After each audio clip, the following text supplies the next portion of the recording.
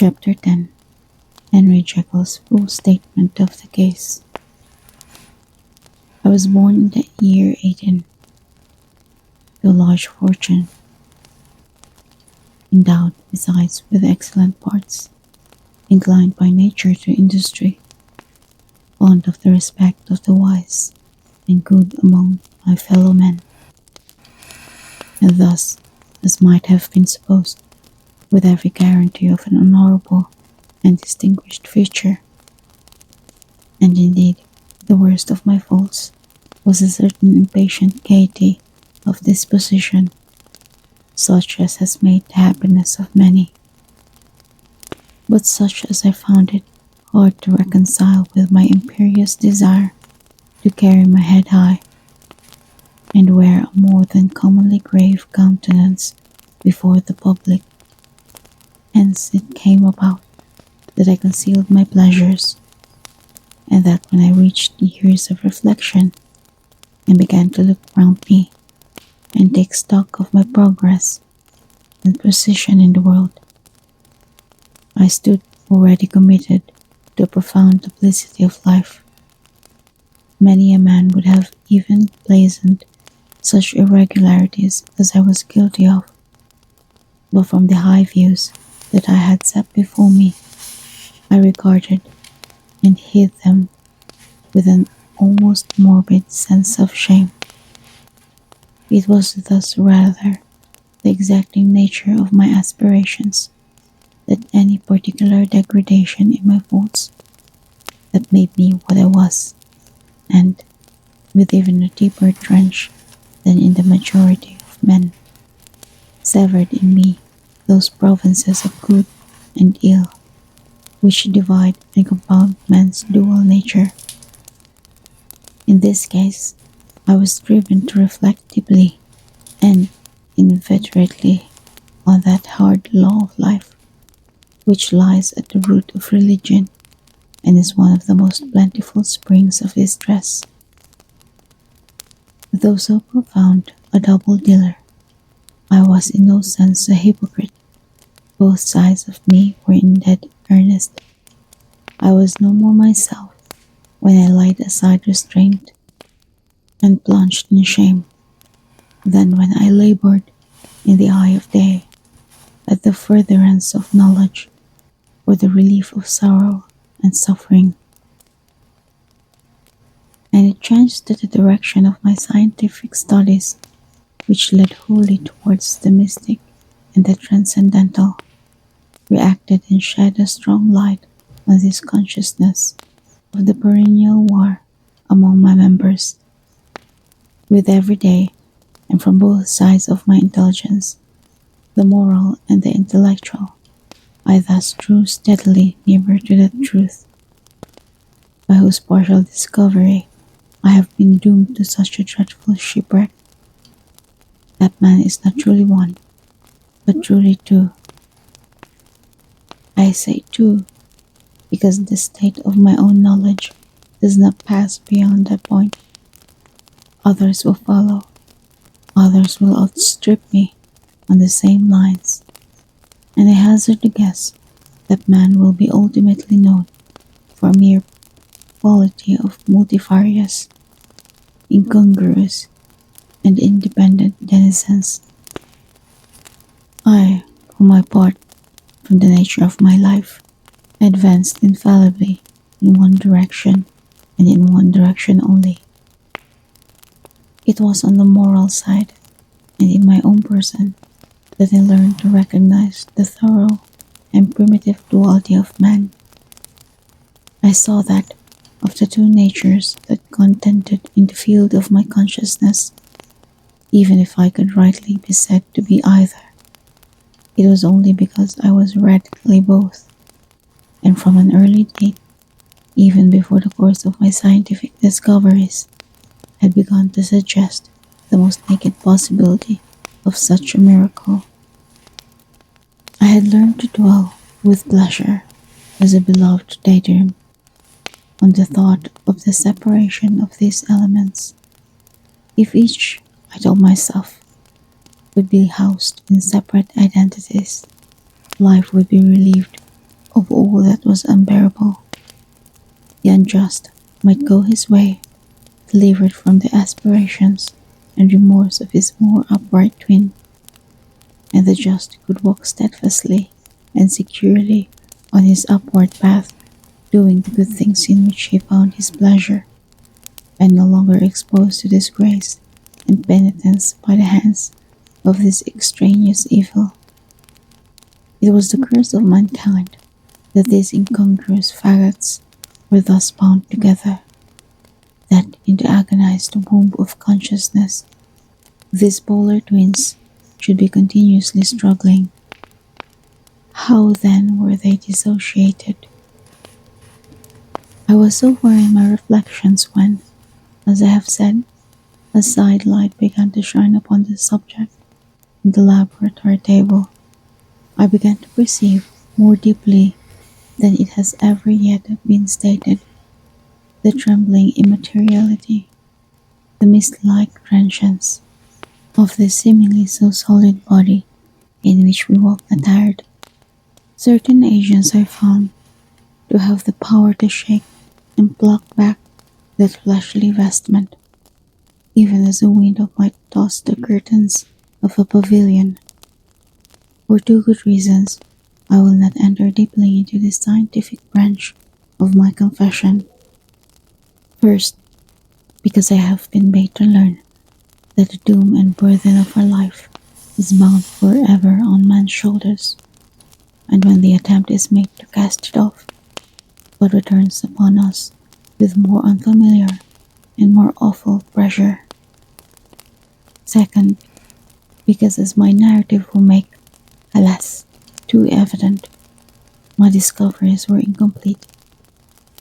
Enough then that I not only recognized my natural body from the mere aura and effulgence of certain of the powers that made up my spirit, but managed to compound a drug by which these powers should be dethroned from their supremacy, and a second form and countenance substituted, none the less natural to me because they were the expression and bore the stamp of lower elements in my soul.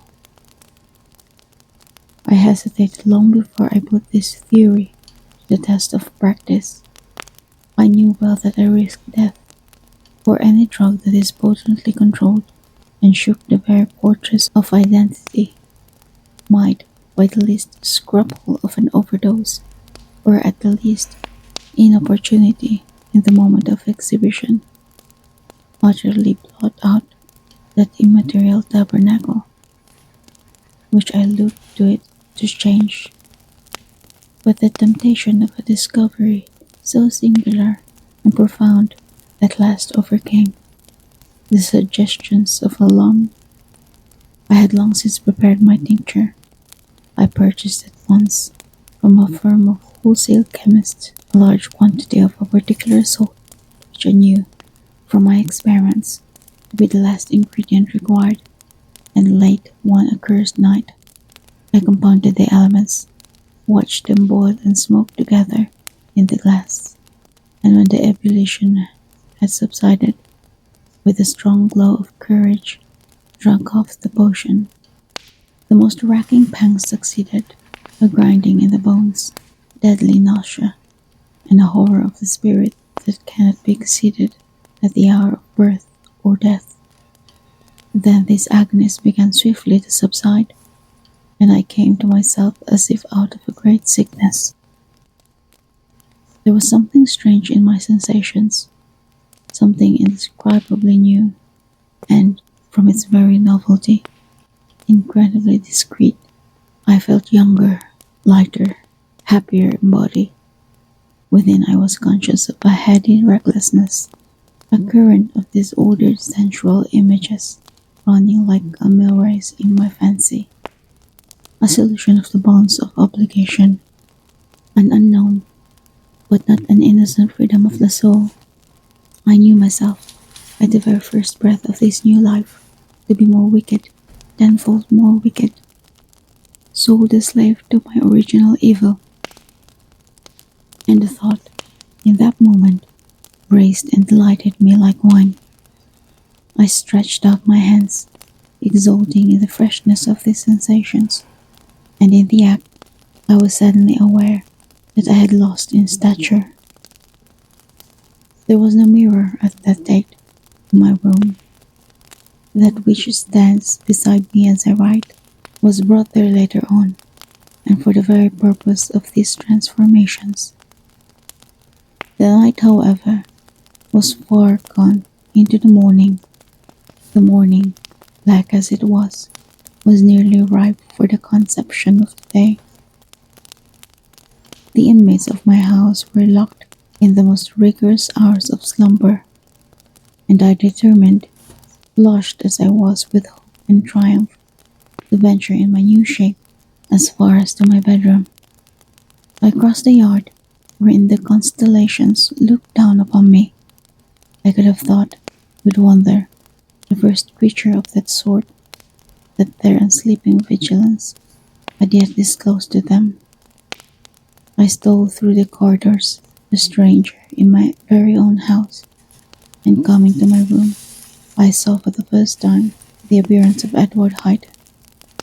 I must here speak by theory alone, saying not that which I know, but that which I suppose to be most probable. The evil side of my nature, to which I had now transferred the stamping efficacy, was less robust and less developed than the good which I had just deposed. Again, in the course of my life, which had been, after all, 9/10 a life of effort, virtue, and control, it had been much less exercised and much less exhausted, and hence, as I think, it came about that Edward Hyde was so much smaller, slighter, and younger on the face of the other. Evil besides, which I must still believe to be the lethal side of men, had left on the body an imprint of deformity and decay. And yet, when I looked upon that ugly idol in the glass, I was conscious of no repugnance, rather of a leap of welcome. This, too, was myself. It seemed natural and human. In my eyes, it bore a livelier image of the spirit. It seemed more express and single than the imperfect and divided countenance I had been hitherto accustomed to call mine. And in so far, I was doubtless not. I have observed that when I wore the semblance of Edward Hyde, none could have near to me. At first, without a visible misgiving of the flesh. This, as I take it, was because all human beings, as we meet them, are commingled out of good and evil, and Edward Hyde, alone in the ranks of mankind, was pure evil. I lingered but a moment at the mirror. The second and conclusive experiment had yet to be attempted. It yet remained to be seen if I had lost my identity beyond redemption, and must flee before daylight from the house that was no longer mine. And hurrying back to my cabinet, I once more prepared and drank the cup, once more suffered the pangs of disillusion, and came to myself once more with the character, the stature, and the face of Henry Jekyll. That night I had come to the fatal crossroads. Had I approached my discovery in a more noble spirit? Had I risked the experiment while under the empire of generous or pious aspirations?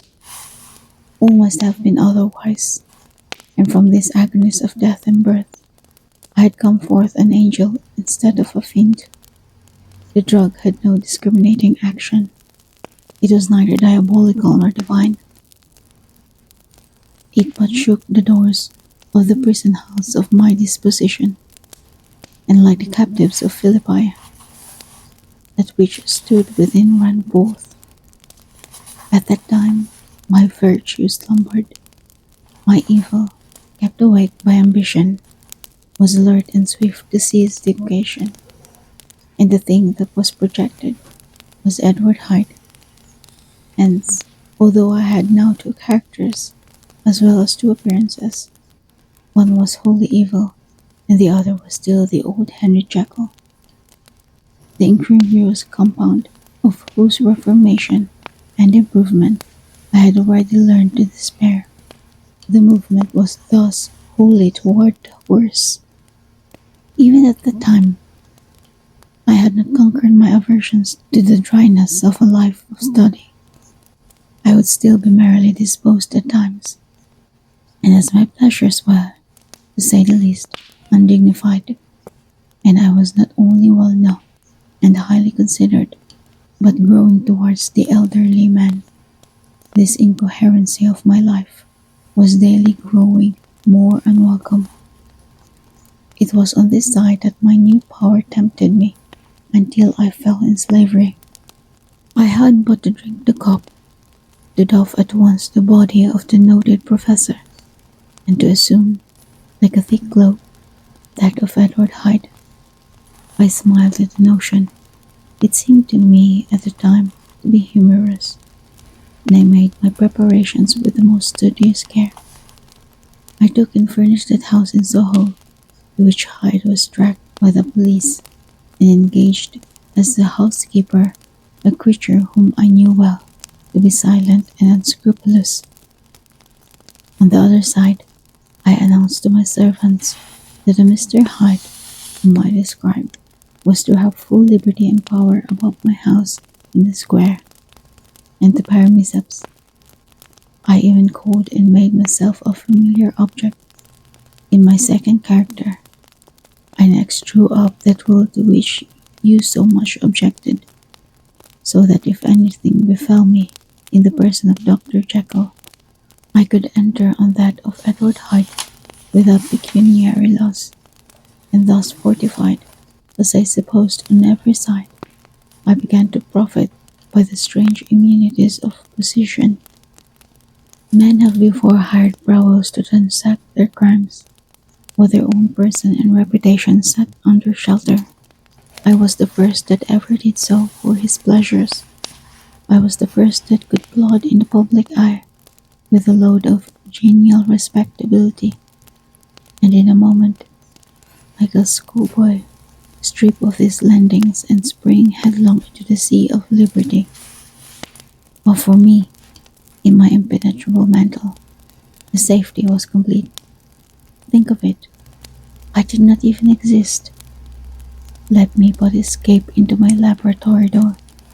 Give me but a second or two to mix and swallow the draught that I had always standing ready, and whatever he had done, Edward Hyde would pass away, like the stain of breath upon a mirror, and there in his stead, quietly at home, dreaming the midnight lamp in his study, a man who could afford to laugh suspicion, would be Henry Jekyll. The pleasures which I made haste to seek in my disguise were, as I have said, undignified. I would scarce use a harder term, but in the hands of Edward Hyde, they soon began to run toward the monstrous. When I would come back from these excursions, I was often plunged into a kind of wonder at my vicarious depravity. This familiar, that I called out of his own soul and sent forth alone to do this good pleasure, was a being inherently malign and villainous. His every act and thought centered on self, drinking pleasure with bestial avidity from the degree of torture to another. Relentless like a man of stone, Henry Jekyll stood at times aghast before the acts of Edward Hyde, but the situation was apart from ordinary laws, and insidiously relaxed the grasp of conscience. It was Hyde after all, and Hyde alone, that was guilty. Jekyll was no worse. He woke again to his good qualities seemingly unimpaired. He would even make haste, where it was possible, to undo the evil done by Hyde, and thus his conscience slumbered. Into the details of the infamy at which I thus connived, for even now I can scarce grant that I committed it. I have no design of entering. I mean but to point out the warnings and the successive steps with which my chastisement approached. I met with one accident, which, as it brought on no consequence, I shall no more than mention. An act of cruelty to a child aroused against me the anger of a passer-by whom I recognized the other day in the person of your kinsman. The doctor and the child's family joined him. There were moments when I feared for my life, and at last, in order to pacify this too just resentment, Edward Hyde had to bring them to the door and pay them in a check drawn in the name of Henry Jekyll. But this danger was easily eliminated from the future by opening an account at another bank in the name of Edward Hyde himself, and when, by sloping my own hand backward, I had supplied my double with a signature, I thought I sat beyond the reach of fate. Some 2 months before the murder of Sir Danvers, I had been out for one of my adventures, had returned at a late hour, and woke the next day in bed with somewhat odd sensations. It was in vain I looked about me, in vain I saw the decent furniture and top proportions of my room in the square, in vain that I recognized the pattern of the bed curtains and the design of the mahogany frame. Something still kept insisting that I was not where I was, that I had not wakened where I seemed to be, but in the little room in Soho where I was accustomed to sleep in the body of Edward Hyde. I smiled to myself, and in my psychological way, began lazily to inquire into the elements of this illusion, occasionally, even as I did so, dropping back into a comfortable morning doze. I was still so engaged when, in one of my more wakeful moments, my eyes fell. It was large, firm, and white and comely. But the hand which I now saw clearly enough in the yellow light of a mid-London morning, lying half shut on the bedclothes, was lean, corded, knuckly, of a dusty pallor, and thickly shaded with a swart growth of hair. It was the hand of Edward Hyde. I must have stared upon it for near half a minute, sank as I was in the mere stupidity of wonder, before terror woke up in my breast, as sudden and startling as a crash of cymbals, and bounding from my bed, I rushed to the mirror. At the sight that met my eyes, my blood was changed into something exquisitely thin and icy. Yes, I had gone to bed Henry Jekyll. I had awakened Edward Hyde. How was this to be explained? I asked myself, and then with another bound of terror, how was it to be remedied? It was well on in the morning. The servants were up. All my drugs were in the cabinet. A long journey down the 2 pairs of stairs, through the back passage, across the open court, and through the anatomical theatre. From where I was then standing horror-struck, it might indeed be possible to cover my face, but of what use was that when I was unable to conceal the alteration in my stature? And then with an overpowering sweetness of relief, it came back upon my mind that the servants were already used to the coming and going of my second self. I had soon dressed as well as I was able, in clothes of my own size, had soon passed through the house, where Bradshaw stared and drew back at seeing Mr. Hyde at such an hour and in such a strange array, and 10 minutes later, Dr. Jekyll had returned to his own shape and was sitting down with a darkened brow to make a feint of breakfasting. Small indeed was my appetite. This is inexplicable incident. This reversal of my previous experience seemed, like the Babylonian finger on the wall, to be spelling out the letters of my judgment, and I began to reflect more seriously than ever before on the issues and possibilities of my double existence. That part of me, which I had the power of projecting, had lately been much exercised and nourished. It had seemed to me of late as though the body of Edward Hyde had grown in stature, as though, when I wore that form, I was conscious of a more generous tide of blood, and I began to spy a danger that, if this were much prolonged, the balance of my nature might be permanently overthrown, the power of voluntary change be forfeited, and the character of Edward Hyde become irrevocably mine. The power of the drug has not been always equally displayed. Once very early in my career, it had totally failed me. Since then, I had been obliged, on more than one occasion, to double, and once with definite risk of death, to treble the amount. And these rare uncertainties had cast hitherto the sole shadow of my contentment.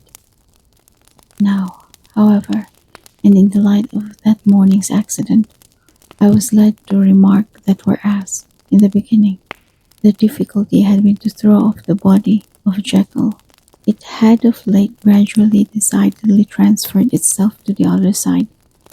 All things therefore seemed to point to this, that I was slowly losing hold of my original and better self, and becoming slowly incorporated with my second and worse. Between these two, I now felt I had to choose. My two natures had memory in common, but all other faculties were mostly unequally shared between them. Jekyll, who was composite, now with the most sensitive apprehensions, now with the greedy gusto, projected and shared in the pleasures and adventures of Hyde. But Hyde was indifferent to Jekyll, or but remembered him as the mountain bandit members the cavern in which he conceals himself from pursuit. Jekyll had more than a father's interest. Hyde had more than a son's indifference. To cast in my lot with Jekyll was to die to those appetites which I had long secretly indulged, and had late begun to pamper. To cast it in with Hyde was to die to a thousand's interests and aspirations, and to become, at a blow and forever, despised and friendless. The bargain might appear unequal, but there was still another consideration in the scales, for while Jekyll would suffer smartingly in the fires of abstinence, Hyde would not be even conscious of all that he had lost. Strange as my circumstances were, the terms of this debate are as old and commonplace as the man. Much the same inducements and alarms cast the die for any tempted and trembling sinner, and it fell out with me, as it falls with so vast a majority of my fellows, that I chose the better part, and was found wanting in the strength to keep it. Yes, I prefer the elderly and discontented doctor, surrounded by friends and cherishing honest hopes, and bade a resolute farewell to the liberty, the comparative youth, the light step, leaping impulse, and secret pleasures that I had enjoyed in the disguise of Hyde. I made this choice perhaps with some unconscious reservation, for I neither gave up the house in Soho nor destroyed the clothes of Edward Hyde, which still lay ready in my cabinet. For 2 months, however, I was true to my determination. For 2 months, I led a life of such severity as I had never before attained to, and enjoyed the compensations of an approving conscience. But time began at last to obliterate the freshness of my alarm. The phrases of conscience began to grow into a thing of course. I began to be tortured with throes and longings, as of Hyde struggling after freedom, and at last, in an hour of moral weakness, I once again compounded and swallowed the transforming draught I do not suppose that when a drunkard reasons with himself upon his vice, he is once out of 500 times affected by the dangers that he runs through his brutish physical insensibility. Neither had I, long as I had considered my position, made enough allowance for the complete moral insensibility and insensate readiness to evil, which were the leading characters of Edward Hyde. Yet it was by this that I was punished. My devil had been long caged. He came out roaring. I was conscious even when I took the draught of a more unbridled, a more furious propensity to ill.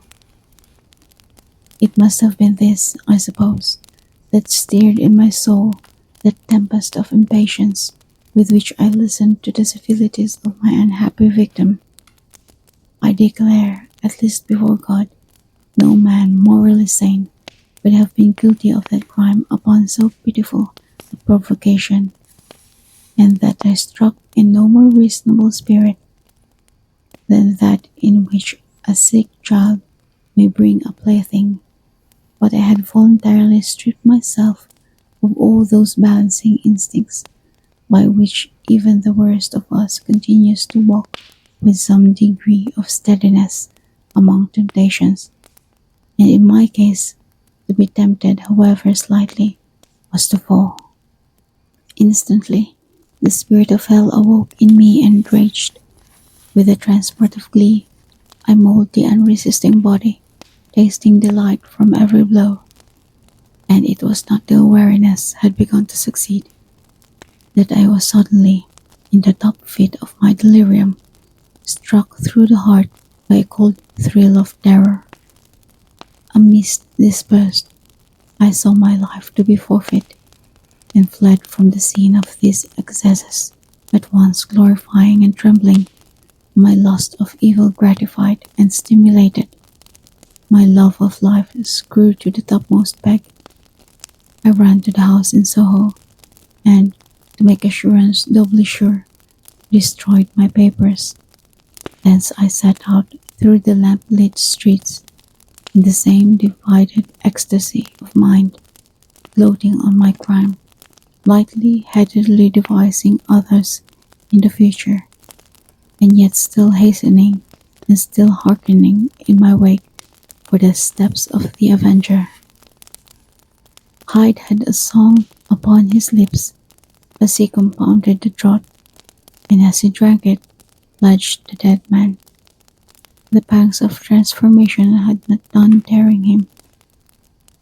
Before Henry Jekyll, with streaming tears of gratitude and remorse, had fallen upon his knees and lifted his clasped hands to God, the veil of self-indulgence was rent from head to foot.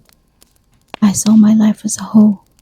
I followed it up from the days of childhood, when I had walked with my father's hand, and through the self-denying toils of my professional life, to arrive again and again, with the same sense of unreality, at the damned horrors of the evening. I could have screamed aloud. I sought with tears and prayers to smother down the crowd of hideous images and sounds with which my memory swarmed against me. And still, between the petitions, the ugly face of my iniquity stared into my soul. As the acuteness of this remorse began to die away, it was succeeded by a sense of joy. The problem of my conduct was solved. Hyde was thenceforth impossible. Whether I would or not, I was now confined to the better part of my existence. And oh, how I rejoiced to think of it! With what willing humility I embraced anew the restrictions of natural life. With what sincere renunciation I locked the door by which I had so often gone and come, and ground the key under my heel. The next day came the news that the murder had not been overlooked, that the guilt of Hyde was patent to the world, and that the victim was a man high in public estimation. It was not only a crime, it had been a tragic folly. I think I was glad to know it. I think I was glad to have my better impulses thus buttressed and guarded by the terrors of the scaffold. Jekyll was now my city of refuge. Let but Hyde peep out an instant, and the hands of all men would be raised to take and slay him. I resolved in my future conduct to redeem the past, and I can say with honesty that my resolve was fruitful of some good.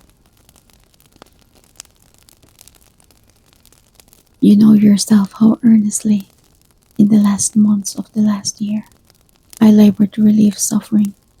You know that much was done for others, and that the days passed quietly, almost happily for myself. Nor can I truly say that I wearied of this beneficent and innocent life. I think instead that I daily enjoyed it more completely, but I was still cursed with my duality of purpose, and as the first edge of my penitence wore off, the lower side of me, so long indulged, so recently chained down, began to grow for license. Not that I dreamed of resuscitating Hyde. The bare idea of that would startle me to frenzy. No, it was in my own person that I was once more tempted to trifle with my conscience, and it was an ordinary secret sinner that I at last fell before the assaults of temptation. There comes an end to all things. The most capacious measure is filled at last, and this brief condescension to my evil finally destroyed the balance of my soul. And yet I was not alarmed. The fall seemed natural. I could return to the old days before I had made my discovery. It was a fine, clear January day, wet underfoot where the frost had melted, but cloudless overhead, and the regent's park was full of winter chirrupings and sweet with spring odors. I sat in the sun on a bench, the animal within me licking the chops of memory, the spiritual side a little drowsed, promising subsequent penitence, but not yet moved to begin. After all, I reflected, I was like my neighbors, and then I smiled, comparing myself with other men, comparing my active goodwill with the lazy cruelty of their neglect, and at the very moment of that vainglorious thought, a qualm came over me, a hurried nausea, and the most deadly shuddering. These passed away and left me faint, and then as in its turn faintness subsided, I began to be aware of a change in the temper of my thoughts, a greater boldness, a contempt of danger, a solution of the bonds of obligation. I looked down. My clothes hung formlessly on my sunken limbs. The hand that lay on my knee was corded and hairy. I was once more Edward Hyde. A moment before, I had been safe of all men's respect, wealthy, beloved. The cloth laying for me in the dining room at home, and now I was the common quarry of mankind, haunted, houseless, a known murderer, wronged to the gallows. My reason wavered, but it did not fail me utterly. I have more than once observed that in my second character my faculties seemed sharpened to a point, and my spirits more tensely elastic. Thus it came about that, where Jekyll perhaps might have succumbed, Hyde rose to the importance of the moment. My drugs were in one of the presses of my cabinet. How was I to reach them? That was the problem that, crushing my temples in my hands, I set myself to solve. The laboratory door I had closed.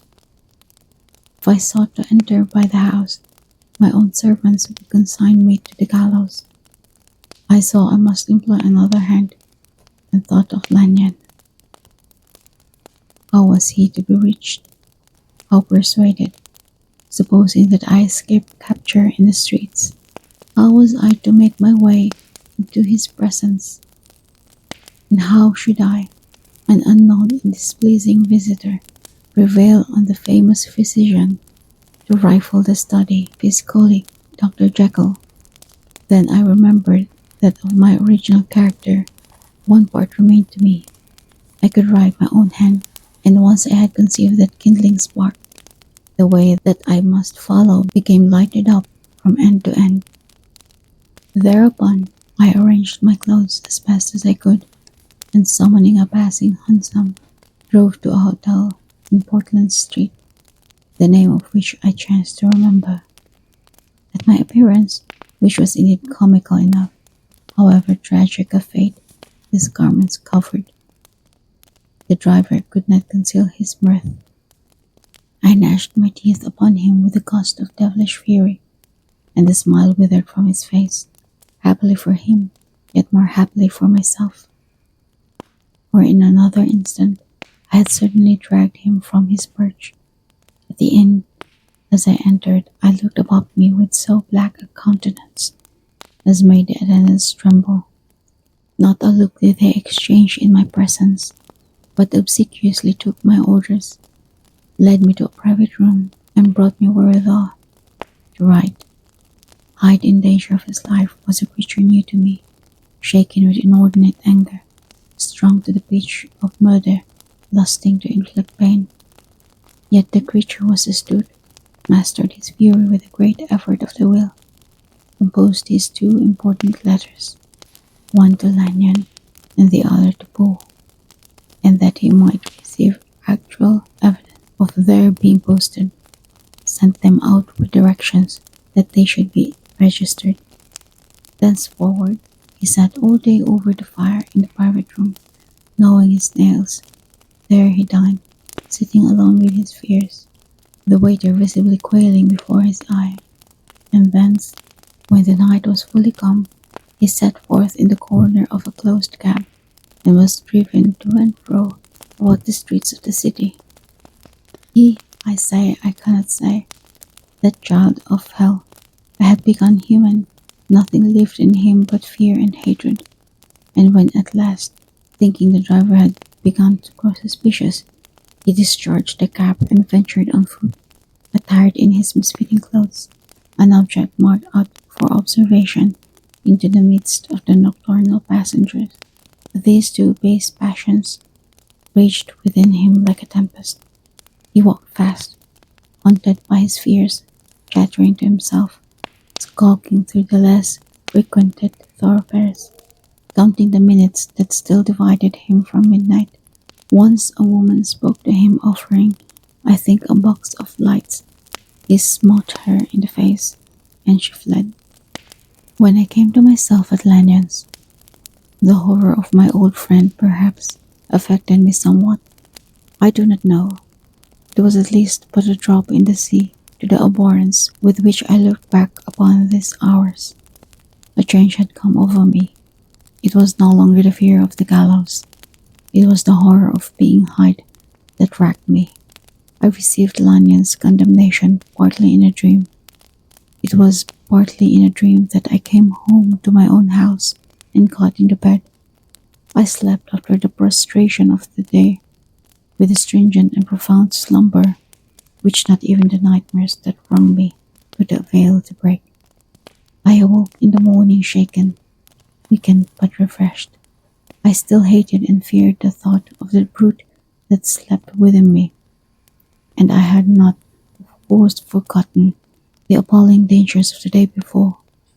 But I was once more at home, in my own house, and close to my rugs, and gratitude for my escape shone so strong in my soul that it almost rivaled the brightness of hope. I was stepping leisurely across the court after breakfast, drinking the chill of the air with pleasure, when I was seized again with those indescribable sensations that heralded the change, and I had but the time to gain the shelter of my cabinet before I was once again raging and freezing with the passions of Hyde. It took on this occasion a double dose to recall me to myself, and the last 6 hours after, as I sat looking sadly in the fire, Pangs returned, and the drug had to be re-administered. In short, from that day forth, it seemed only by a great effort as of gymnastics, and only under the immediate stimulation of the drug, that I was able to wear the countenance of Jekyll. At all hours of the day and night, I would be taken with the premonitory shudder. Above all, if I slept, or even dozed for a moment in my chair, it was always as Hyde that I awakened, under the strain of this continually impending doom, and by the sleeplessness to which I now condemned myself. I, even beyond what I had thought possible to man, I became, in my own person, a creature eaten up and emptied by fever, languidly weak, both in body and mind, and solely occupied by one thought, the horror of my other self. But when I slept, or when the virtue of the medicine wore off, I would leap almost without transition, for the pangs of transformation grew daily less marked, into the possession of a fancy brimming with images of terror, a soul boiling with causeless hatreds, and a body that seemed not strong enough to contain the raging energies of life. The powers of Hyde seemed to have grown with the sickliness of Jekyll, and certainly the hate that now divided them was equal on each side. With Jekyll, it was a thing of vital instinct. He had now seen the full deformity of that creature that shared with him some of the phenomena of consciousness, and was co-heir with him to death. And beyond these links of community, which in themselves made the most poignant part of his distress, he thought of Hyde, for all his energy of life, as of something not only hellish but inorganic. This was the shocking thing, that the slime of the pit seemed to utter cries and voices, that the amorphous dust gesticulated and sinned, that what was dead and had no shape should usurp the offices of life, and this again, that insurgent horror was knit to him closer than a wife, closer than an eye,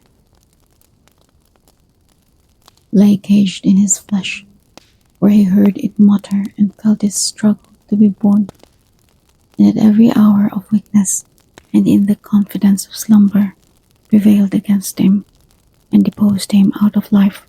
The hatred of Hyde for Jekyll was of a different order. His terror of the gallows drove him continually to commit temporary suicide and return to his subordinate station of a part instead of a person. But he loathed the necessity, he loathed the despondency into which Jekyll was now fallen, and he resented the dislike with which he was himself regarded.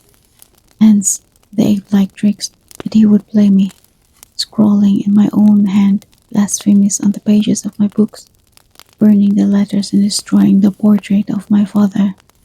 And indeed, had it not been for his fear of death, he would long ago have ruined himself in order to involve me in the ruin. But his love of life is wonderful. I go further. I who sicken and freeze at the mere thought of him, when I recall the abjection and passion of this attachment, and when I know how he fears my power to cut him off by suicide, I find it in my heart to pity him. It is useless, and the time awfully fails me to prolong this description. No one has ever suffered such torments. Let that suffice, and yet even to this, habit brought, no, not alleviation, but a certain callousness of soul, a certain acquiescence of despair, and my punishment might have gone on for years, but for the last calamity which has now fallen, and which has finally severed me from my own face and nature. My provision of the salt, which had never been renewed since the date of the first experiment, began to run low.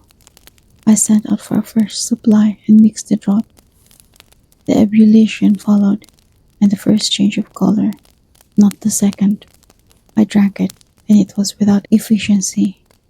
You will learn from Poole how I have had London ransacked. It was in vain, and I am now persuaded that my first supply was impure, and that it was that unknown impurity which lent efficacy to the draught. About a week has passed, and I am now finishing this statement under the influence of the last of the old powders. This, then, is the last time, short of a miracle, that Henry Jekyll can think his own thoughts or see his own face, now how sadly altered in the glass. Nor must I delay too long to bring my writing to an end, for if my narrative has hitherto escaped destruction, it had been by a combination of great prudence and great good luck. Should the throes of change take me in the act of writing it, Hyde will tear it in pieces. But if some time shall have lapsed after I have laid it by, his wonderful selfishness and circumscription to the moment will probably save it once again from the action of his ape-like spite.